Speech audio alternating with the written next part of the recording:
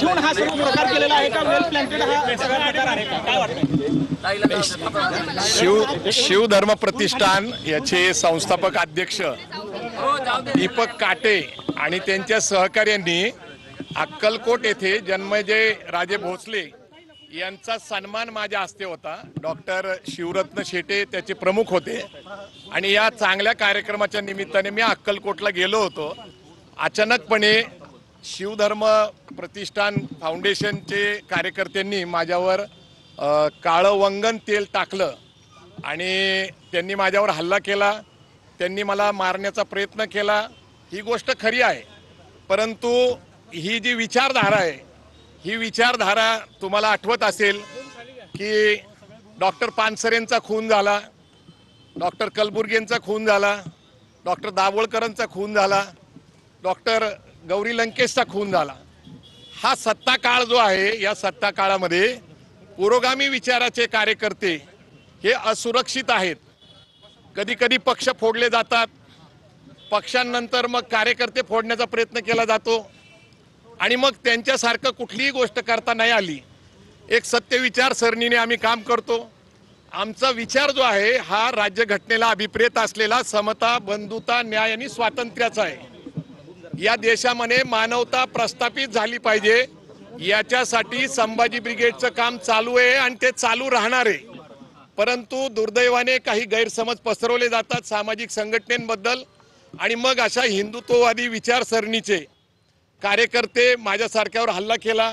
मी याचा निषेध करणार नाही, पण एक निश्चित सांगतो की ज्यांनी पण हे घडवून आणले ही शेवटाची सुरुवात आहे, एवढं मी निश्चित सांगतो।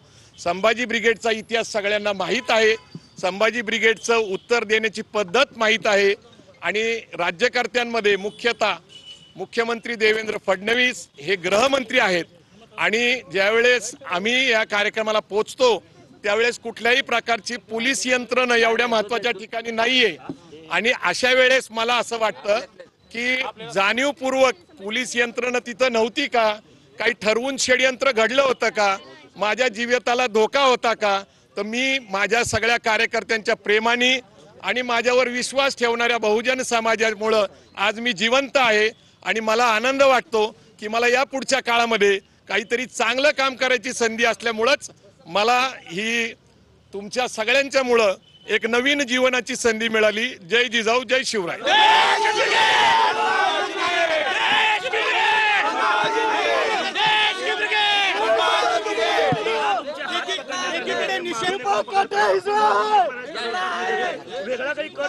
नाही, माझ्या हत्येचाच कट केला गेला होता। माझ्यावर तशा प्रकारचा हल्ला झालेला आहे। माझे कार्यकर्ते संभाजी ब्रिगेडचे संभाजी भोसले असतील आणि त्यांचे सगळे सहकारी यांच्यामुळे मी आज जिवंत आहे, अन्यथा माझ्यावर जीवितावर हल्ला झाला होता आणि याला पूर्णपणे सरकार जबाबदार आहे। नाही, आता कुटुंब बरोबर असलं काय? गौरी लंकेश तर स्त्रीच होती ना। तर जी विचारधाराची लढाई आहे ती संपूर्णपणे ही समता, बंधुता, न्याय, स्वातंत्र्य आणि मानवतेची लढाई आहे। या देशामधले सगळे धर्म जाती समान आहे आणि त्यांना न्याय मिळाला पाहिजे, ही आमची विचारधारा आहे। शिवराय फुले शाह आंबेडकरांची विचारधारा मांडत असताना कुणाला जर ते आवडत नसेल तर मला हा काय जो झालेला हल्ला आहे हा काय सोपा नाही, याच्या मागे मोठं कट आहे। सरकारने ते उघडं करावं आणि याची संपूर्णपणे जबाबदारी गृहमंत्री आणि मुख्यमंत्र्यांवर येते असं माझं म्हणणं आहे। निश्चितच ते संभाजी ब्रिगेडच्यावर ज्यावेळेस हल्ला करतात त्यावेळेस ते विरुद्ध विचारसरणीचे आहेत, हे निश्चित आहे। ते भाजपचे कार्यकर्ते आहेत, ते शिवधर्म प्रतिष्ठानच्या नावाने काम करतात। त्यांचं आमचं 2 वेळा संभाषण झालं। त्यांचा आग्रह होता की छत्रपती संभाजी ब्रिगेड असं नाव करा। तांत्रिक अडचण अशी आहे की सचिन कांबळे यांनी संभाजी ब्रिगेड ही जी संघटना आहे तिच्या पुढे छत्रपती संभाजी ब्रिगेड नावाने ऑलरेडी मुंबईमध्ये रजिस्ट्रेशन केलेलं आहे आणि धर्मदाय आयुक्ताकडे नाव बदल करण्यासाठी आपण आग्रह धरला तर पहिली ती संघटना एक तर ती रद्द केली पाहिजे किंवा त्या संघटनेबरोबर आपण सामावून घेतलं पाहिजे। धर्मदाय आयुक्ताने कायदेशीर मार्गाने संभाजी ब्रिगेडला मान्यता दिलेली आहे, पुण्याच्या धर्मदाय आयुक्ताकडे त्याची नोंद आहे। कायदेशीर बाब होती, आमचं त्यांच्याशी संभाषण चालू होतं, परंतु त्यांचा ॲग्रेसिव्हपणा हा काय फक्त छत्रपती संभाजी ब्रिगेड नाव करण्यामुळं किंवा संभाजी ब्रिगेड याच्यामुळं संभाजीराजांचा अपमान होतो ही गोष्ट खरी नाहीये।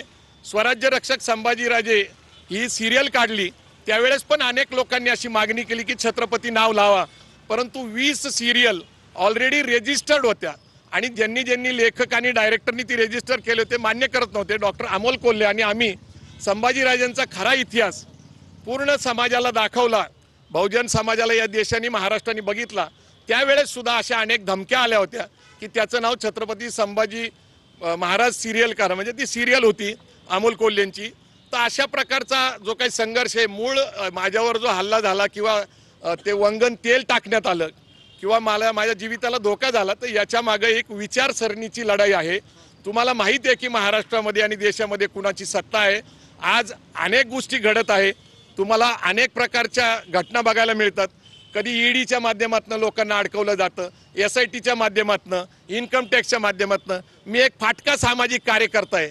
हा कधी मी बोलत नाही सध्या. मी अर्थकारण, उद्योजकता, व्यावसायिकता. मी काल उस्मानाबादला होतो, म्हणजे धाराशिवला, तिथं रोटरीज क्लबचा कार्यक्रम होता. तिथेही मी उद्योग व्यवसाय करावा, अर्थकारणाकडे कार्यकर्त्यांनी वळवावं, हे 2018 पासून मी काम करतोय.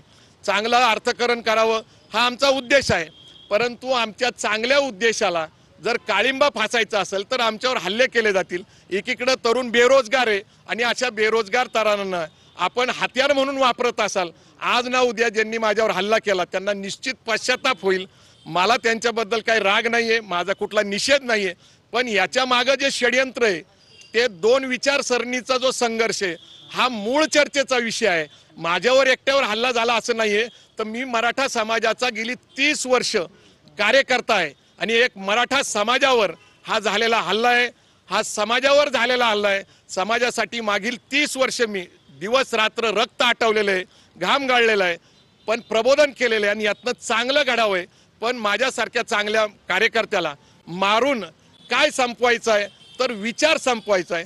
विचार संपत नसतो, कारण महात्मा फुले गेले, शाहू महाराज गेले, बाबासाहेब आंबेडकर गेले, विठ्ठल रामजी शिंदे गेले, सयाजीराव गायकवाड गेले, पण त्यांचा विचार अजरामर आहे. हा विचार जर कुणी दाबवण्याचा प्रयत्न करत असाल तर हा विचार दाबला जाणार नाही. मी तुम्हाला सांगतो की आजपासून हा विचार अधिक ताकदीने लोक मांडायला सुरुवात करतील, कारण आम्हाला मानवता पाहिजे, समता पाहिजे, बंधुत्व पाहिजे, न्याय पाहिजे आणि या देशाची राज्यघटना अबाधित राहिली पाहिजे. जय जिजाऊ, जय शिवराय.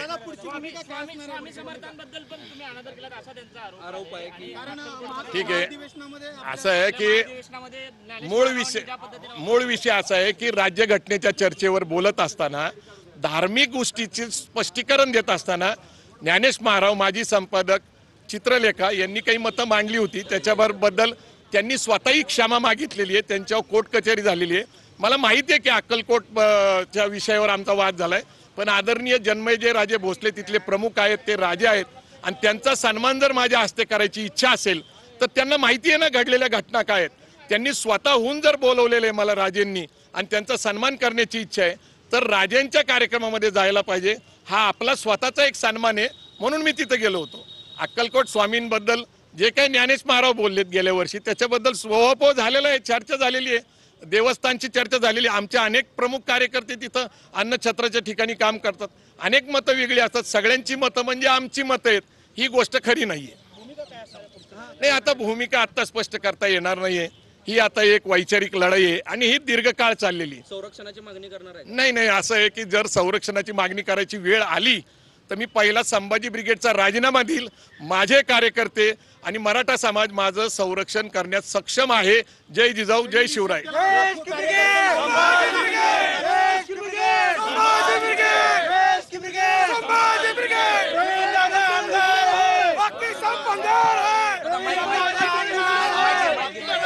पाहतो या ठिकाणी दादा माईक